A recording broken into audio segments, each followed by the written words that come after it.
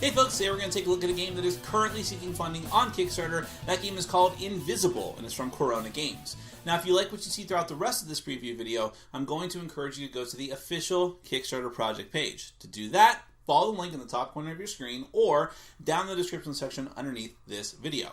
Now, Invisible is a competitive game for up to 10 players where you and the other players are simply taking a look at a card featuring artwork out on the table. It'll feature a character with a bunch of different notable objects on their person or around them in the environment. And what you're trying to do is be the first person to guess what's either invisible in the picture, but that should be visible, or the only object that's visible and everything else is invisible, or sometimes, very rarely, everything is invisible or everything is visible. Sound complicated? It's really, really not. Let me go ahead and give you a brief look at how the game is played with a prototype version of that game. So do bear in mind that what you see here in this version may change slightly in the final version. Just bear that in mind. But then we're going to come back and we will discuss it further.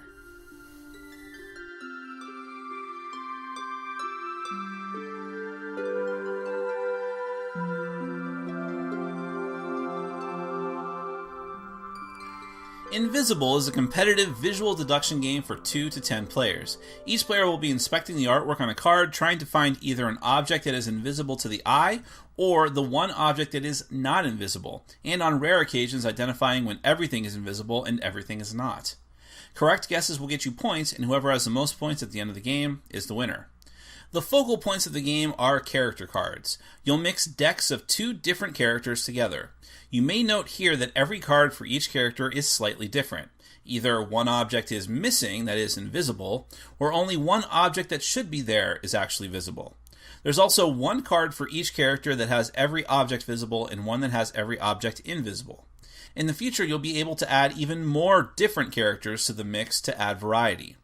All cards for the characters you're using are shuffled together to form the main deck. Also, every player is given guide cards for the characters that are being used. These point out every single object in the picture that may change, and players will need to refer to it during the game. Notice the icons on the guide cards. These correspond to a set of tokens you'll arrange in a rectangle in the middle of the play area within reach of all players. When you're ready to begin, flip a card from the deck into the middle of the tokens.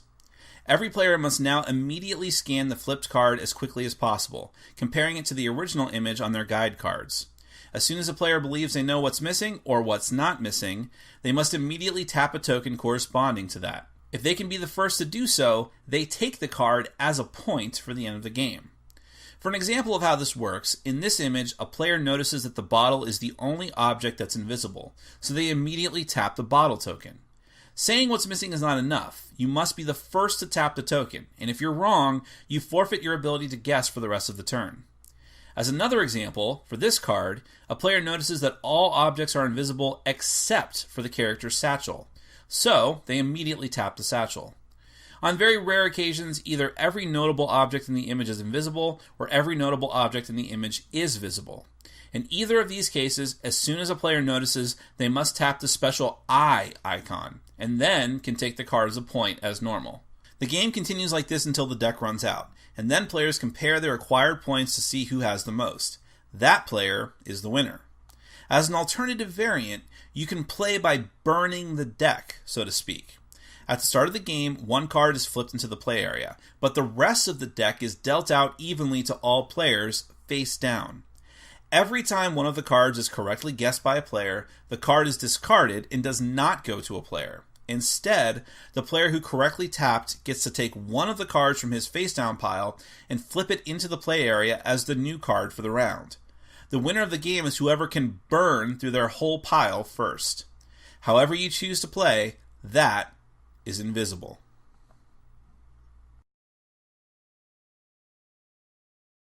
The main hook of Invisible is how accessible it is. It's a very easy game to teach, to set up, and very fast to set up and to teach.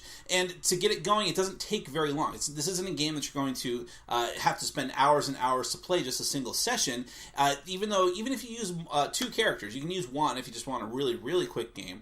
But with 2 character decks put together, still the game is going to go very, very quickly once you get the rhythm down. Once the players' minds are in that mindset of, hey, this is what's supposed to be there, what's missing, you have the guide cards, But after just a few cards, you're going to be like, oh, okay, well, I know exactly what's supposed to be there. That's what's missing. Or, this is the only thing that's there. Everything else is missing, which can be even more difficult in some cases, where immediately lots of stuff is missing, but where is that one object?